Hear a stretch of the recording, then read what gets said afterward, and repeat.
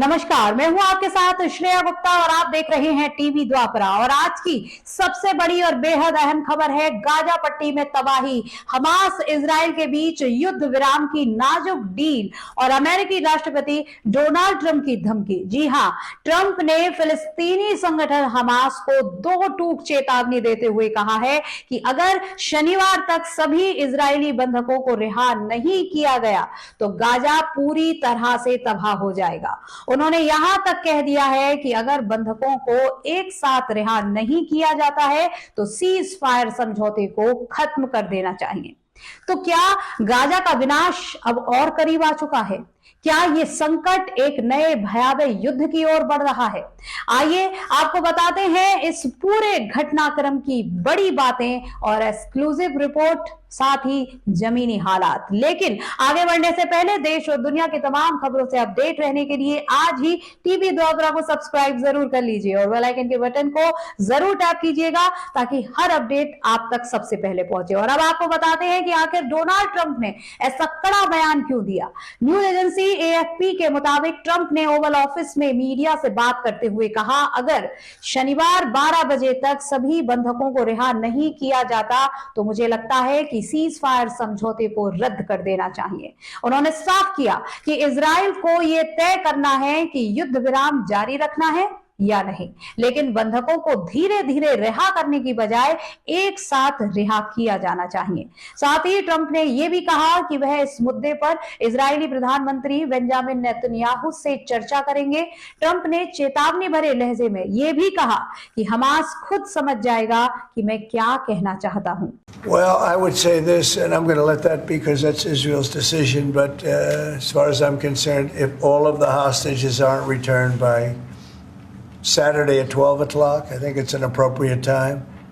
I would say cancel it and all bets are off and let hell break out. I'd say they ought to be returned by 12 o'clock on Saturday, and if they're not returned, all of them, not in drips and drabs, not 2 and 1 and 3 and 4 and 2. Saturday at 12 o'clock, and after that, I would say all hell is going to break out. यानी Trump ने यह साफ कर दिया है कि अगर शनिवार तक बंधकों को नहीं छोड़ा गया तो गाजा पर और भी बड़ा हमला हो सकता है। अब साथ ही जरा ये समझिए कि इस वक्त गाजा के हालात कितने बदतर हो चुके हैं। यहाँ 92% घर या तो पूरी तरह से नष्ट हो चुके हैं या क्षतिग्रस्त हैं। तो 94% स्कूल या तो तबाह हो गए हैं या भारी नुकसान झेल चुके हैं। सड़कें टूटी हुई हैं। 25% पानी के स्रोत नष्ट हो गए हैं। 5 करोड़ टन मलबा गाजा में फैला पड़ा है। इतनी मात्रा में मलबा है कि इससे गीजा का ग्रेट पिरामिड 12 बार भरा जा सकता है।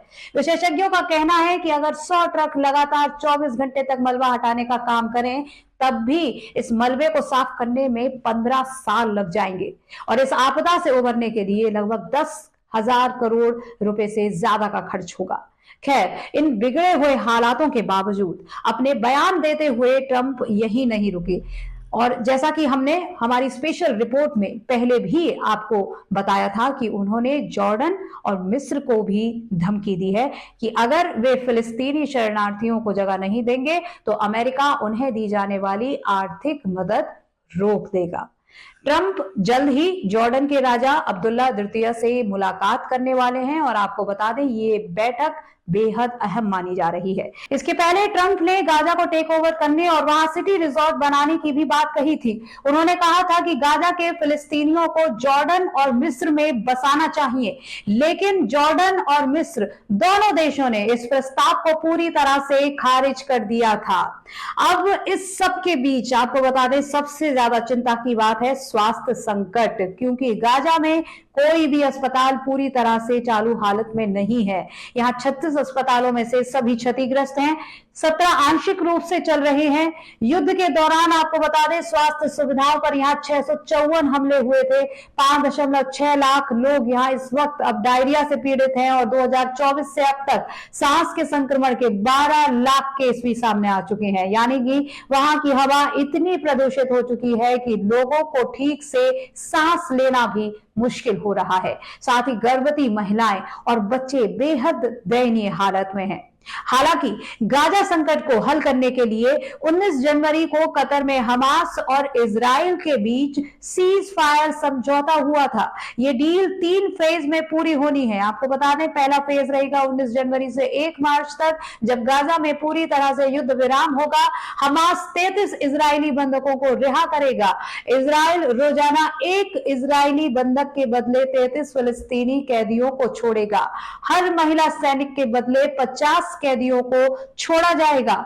वहीं दूसरा फेज 3 फरवरी से शुरू होगा। अगर पहला फेज सफल रहा तो दूसरे फेज की योजना बनेगी और इस दौरान कोई भी हमला नहीं होगा। जिंदा बचे सभी बंधकों को छोड़ा जाएगा और इजराइल 1000 फिलिस्तीनी कैदियों को रिहा करेगा। तीसरा फेज, गाजा को फिर से बसाया जाएगा। हमास के कब्जे में मारे गए बंधकों के शव भी इजराइल को सौंपे जाएंगे। अब सबसे बड़ा सवाल यह है कि क्या हमास और इजराइल फिर से युद्ध की ओर बढ़ रहे हैं? ट्रंप की धमकी के बाद अगर हमास ने शनिवार तक बंधकों को रिहा नहीं किया तो इजराइल फिर से बड़ा हमला कर सकता है। हमास ने पहले ही कहा है कि अगर इजराइल समझौते का उल्लंघन करता है तो वे सीज फायर को रद्द कर देंगे। यानी कि अगर कोई भी पक्ष समझौते से पीछे हटता है तो गाजा में एक और तबाही तय है। दोस्तों, गाजा इस समय युद्ध, तबाही और मानवीय संकट के सबसे बुरे दौर से गुजर रहा है। वहीं अमेरिकी राष्ट्रपति डोनाल्ड ट्रंप की धमकी ने इन सब के बीच आग में घी डालने का काम किया है। अब सवाल यही है कि क्या शनिवार के बाद गाजा का और विनाश होगा या शांति की कोई उम्मीद अभी भी बाकी है? ये देखना होगा कि क्या हमास बंधकों को छोड़ता है या फिर एक और बड़ा युद्ध दस्तक दे रहा है। स्थिति बेहद चिंताजनक है। आपको क्या लगता है, हमें कमेंट बॉक्स में जरूर बताएं। फिलहाल आज की इस स्पेशल रिपोर्ट में इतना ही। एक और नई खबर के साथ जल्द होगी आपसे मुलाकात। आप देखते रहिए टीवी द्वापरा। धन्यवाद।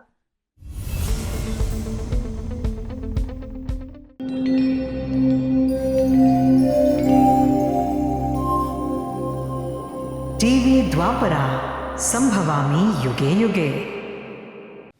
अगर ये प्रोग्राम आपको अच्छी लगी तो लाइक, शेयर और कमेंट करें। टीवी द्वापरा के प्रोग्राम्स को हमेशा देखने के लिए सब्सक्राइब करें, बेल आइकॉन दबाएं।